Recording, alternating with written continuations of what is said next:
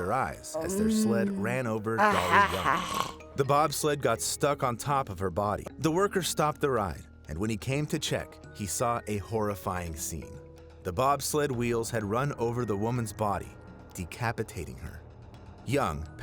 السلام عليكم، كيف حال يا جماعة؟ اليوم ما راح نلعب، راح نشوف فيديوهات لأكثر الحوادث المؤلمة في الملاهي، فاللي ما يستحمل وقلبه رهيف شوي يطلع من الفيديو اللايك والاشتراك وخلونا نبدأ. Joshua Smurfat, 12 years old, wanted to experience freefall, and he learned what it really meant. يا ساتر يا The ساتر. boy went on the extreme ride drop zone and, at a height of 30 meters, suddenly slipped out of his seat, plummeting head first.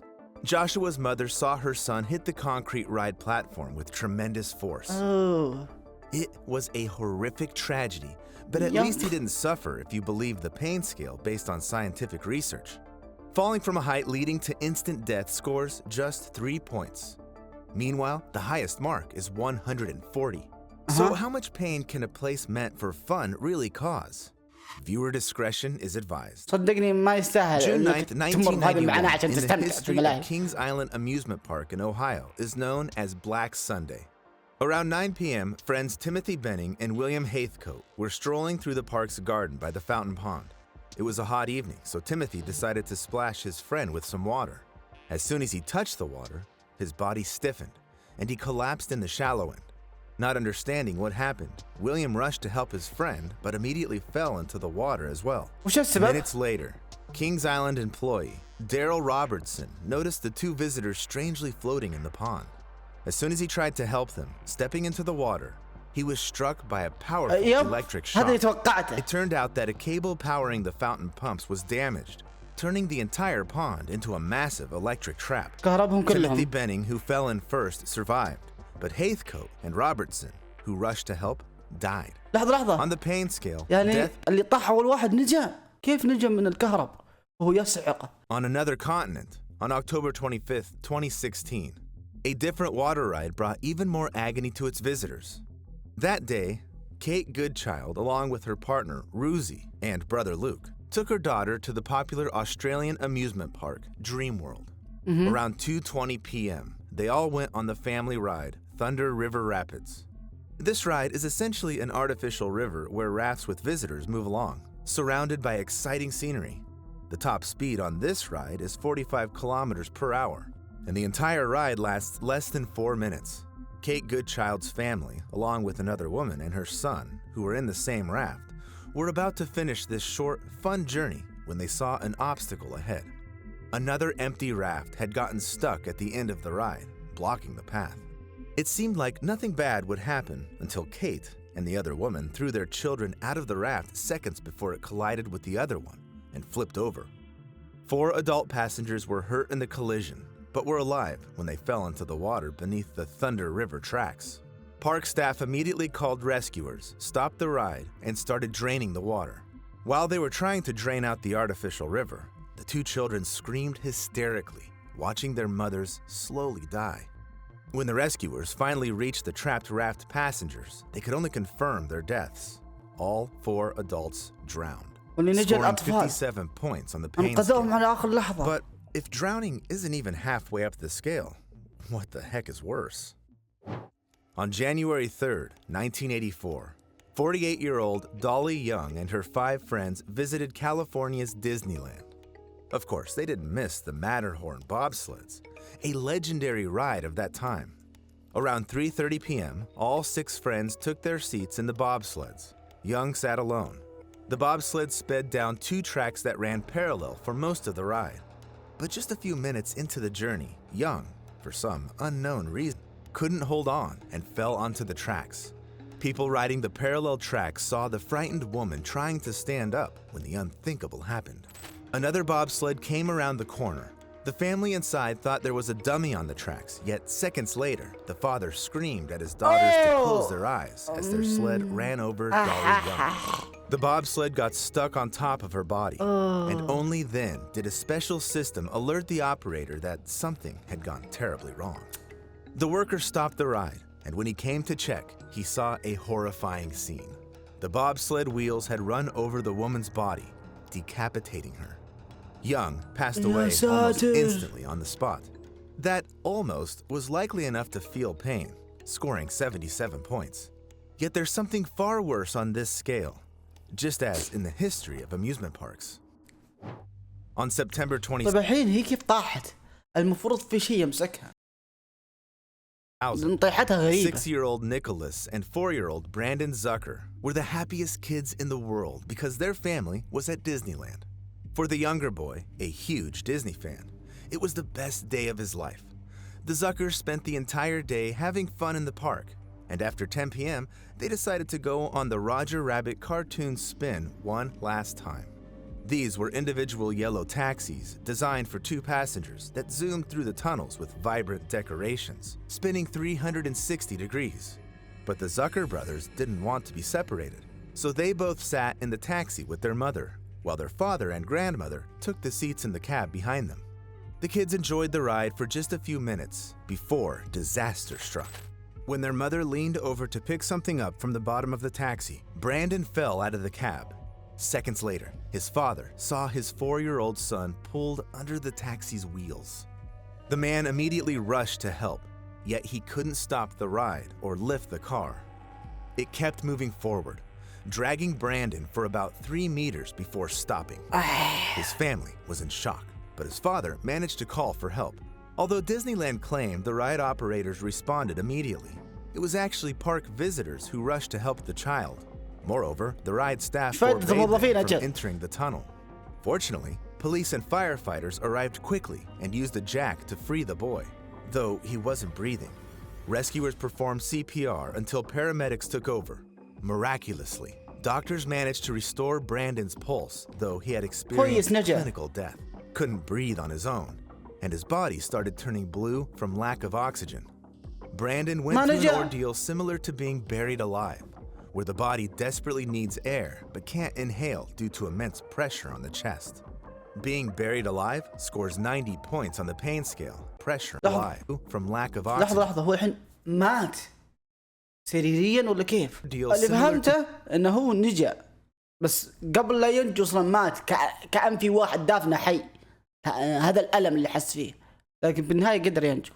Being buried alive, where the body desperately needs air but can't inhale due to immense pressure on the chest. Being buried alive scores 90 points on the pain scale. Still, Brandon's suffering didn't end there. He sustained irreversible brain damage and can no longer walk or talk. Despite his and his family's efforts, Brandon passed away at age 13. Yet his tragedy wasn't the only one Disneyland would like to erase from history. On July 8, 1974, Debbie Stone, a college student, was incredibly happy as she headed to work, planning to get engaged. She worked as a hostess on the new popular show America Sings at Disneyland. This show featured individual musical numbers performed on rotating stages. To change scenes, the walls on the left side moved toward each other and closed, separating one stage from another. 6 such stages rotated in turn, with the hostess greeting the audience at the start of the show and bidding them farewell at the end. That evening, Debbie Stone had this role. Around 10:30 p.m., as the previous show was ending and the stages were changing positions, a visitor heard a chilling scream. It was clear this wasn't part of the show, so ride operators rushed to the theater and saw a horrifying scene. Debbie Stone had been crushed between the walls of 2 stages. I think after such a tragedy, most bones in the body would be broken and internal organs damaged. On the pain scale, this would be almost identical to being caught alive in a meat grinder, scoring 96 points. We're almost at the last maximum point on this scale, but there are still 2 terrifying stops along the way I want to tell you about. The star attraction of Luna Park, Sydney in the 1970s was the Ghost Train. There was always a massive line for it. So it's no surprise that brothers Craig and Damien Godson decided to use their last tickets on this ride late in the evening. On June 9, 1979, when the line was almost gone, their dad, John, joined them while their mom, Jenny, opted to grab some ice cream and wait for them at the exit. Little did she know, this decision would be fateful. Around 35 passengers boarded the Ghost Train that night. They all set off into dark tunnels, filled with eerie decorations and special effects. That day, the smell of smoke and a creepily realistic fire in the fireplace added to the atmosphere. 4 13-year-olds were especially thrilled by the scares. Unlike their 12-year-old friend, Jason, the ride operator pulled Jason out of the car just before it entered the tunnel. The kid protested, but a moment later realized he'd been saved from a real-life nightmare. Right then, black clouds of smoke appeared at both ends of the tunnel. At first, the riders thought the smoke was part of the special effects, as was the small fire from the blaze. When they realized what was happening, they started jumping out of the cars and running. By around 10:30 p.m., the ride was completely engulfed in flames. Jenny Godson, wringing her hands, hoped to see her husband and sons escape the trap. Jason Holman stood nearby, looking out for his friends. Unfortunately, they all got lost in the dark tunnels meant to scare them and burned alive. On the pain scale, death by fire rates about 101 points. But you know what I'm going to say next. Theme park visitors have endured events more painful than any mentioned so far. Teenager Caitlin Lassiter spent a hot June day in 2007 at the Six Flags Kentucky Kingdom with her friends. There, they had a ride similar to the one Joshua Smurfat fell from, which I mentioned at the beginning. Superman, Tower of Power, stood 54 meters tall and reached speeds of 67 kilometers per hour. The essence was the same, lifting people in seats up and then dropping them down, braking just before hitting the ground. Caitlin and her friend enjoyed their first ride on Superman, Tower of Power, and surprisingly, decided to go again since there was no line. However, the second ride turned into a catastrophe. As the seats rose just 6 meters, a terrible noise and sound like a whip crack was heard near the ride. In the next second, a cable fell on the girls, wrapping around Caitlin's torso and neck. No. The teens screamed, yet the seats kept rising. Only when smoke appeared near the tower and the air filled with the acrid smell of burning did people around panic. It took the operator 10 more seconds to hit the emergency stop button, but it was too late. The seats with passengers plummeted downward. Caitlin managed to remove the cable from her neck and torso. Still, it wrapped around her legs, and within seconds, it severed both her feet above the ankles. Doctors miraculously saved not just the girl, but also her right leg. Despite this, she effectively endured the traumatic amputation of both legs, scoring 110 points on the pain scale. But if losing both limbs and even your head isn't the worst on this scale, what hits a record 140 points? Unfortunately, this was felt firsthand by an 11-year-old girl. On March 7th, 2016, Elizabeth Gilreath visited a festival in Omaha, Nebraska with her family. Of course, the rides were what fascinated her the most. Among them was the centrifuge ride called Royal Crown, which Elizabeth eagerly rode with other kids. Soon, the fun turned into a nightmare. Elizabeth slipped from her seat, and her long hair got caught in the ride's mechanism. These torturous moments lasted for several minutes until Elizabeth fell to the floor of the centrifuge. A bystander rushed to help, but first had to stop the ride with her bare hands, as it kept spinning even after being turned off. When she reached Elizabeth, she realized the girl had been scalped. Skinning alive is considered one of the most horrific forms of torture, scoring a record-breaking 140 on the pain scale. I'll add here that Elizabeth survived, and doctors managed to partially save the skin on her head. Now, she's learning to embrace her new self. I wish none of these disasters had happened, but if you want to know about the dangers lurking around without experiencing them firsthand, watch more videos on my channel, and let me know in the comments what you'd like.